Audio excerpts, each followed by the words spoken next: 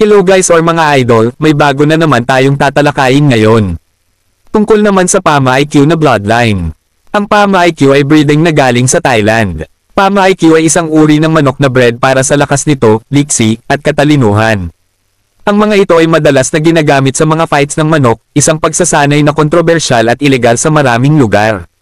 Ngunit, sa kabila nito, pinahahalagahan din nila ang kanilang natatanging pisikal na katangian at kulay.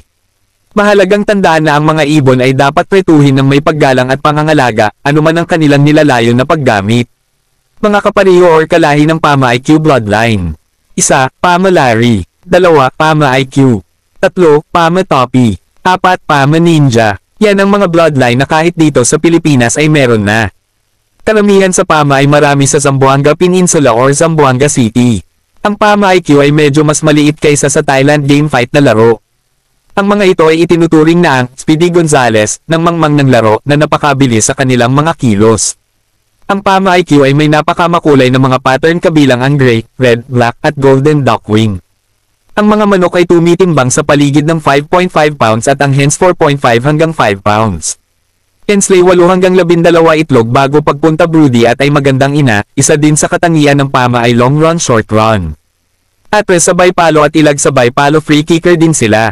Yan ang mga iba pang katangian ng Pama mga idol, maganda rin silang gamitin na pang crossbreed sa ibang bloodline na pang fight na manok.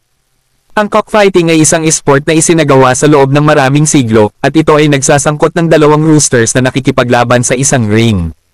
Pama IQ game fowls ay madalas na ginagamit sa esport na ito dahil sa kanilang natural na pagsalakay, lakas, at strategic kasanayan sa arena. Ang mga katangiang ito ay pinahusay sa pamamagitan ng pagpili ng pag-aanak sa mga henerasyon. Ang terminong IQ sa kanilang pangalan ay aktwal na tumutukoy sa kakayahan ng ibon na strategize sa panahon ng isang labanan na lubos na nagkakahalaga sa kontekstong ito. Gayunpaman, mahalaga na ang stress na ang cockfighting ay isang kontrobersyal na kasanayan at itinuturing na hindi makatao at ilegal sa maraming bansa dahil sa pinsala at stress na nagiging sanhi ng mga ibon. Animal welfare ay dapat palaging maging isang priority, at may maraming iba pang mga aspeto ng pagpapalaki ng mga fowl ng laro na maaaring tangkilikin ng hindi kinasasangkutan ang mga ito sa fights, tulad ng appreciating kanilang mga natatanging pisikal na katangian at pag-uugali. Pama IQ game fowls, tulad ng iba pang mga laro fowl breeds, ay kilala para sa kanilang lakas, liksi, at katalinuhan. Ngunit ang mga ito ay nag-aalis ng kanilang reputasyon para sa pagkakaroon ng isang mataas na IQ. Hindi ito nangangahulugan na mas matalinong sila sa kahulugan ng tao, ngunit kilala sila para sa kanilang mga estratehikong kasanayan sa arena, na resulta ng maingat na pag-aanak at pagsasanay. Natutuwa siya dahil sa physical traits niya. Sila ay madalas na may isang sandalan, maskulado build, isang mataas, mapagmataas na karwahe, at isang mabangis, alerto expression.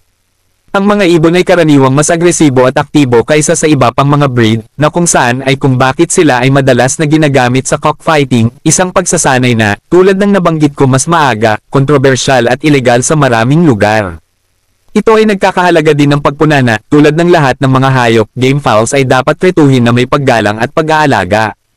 Ang kanilang kalusugan at kagalingan ay dapat palaging maging isang priority. Salamat po sa panunood ng video, paki-hit ng bell icon para ma-notify ka sa mga bago nating video about sa manok na mga Nikedhel, pa-subscribe na din po, God bless.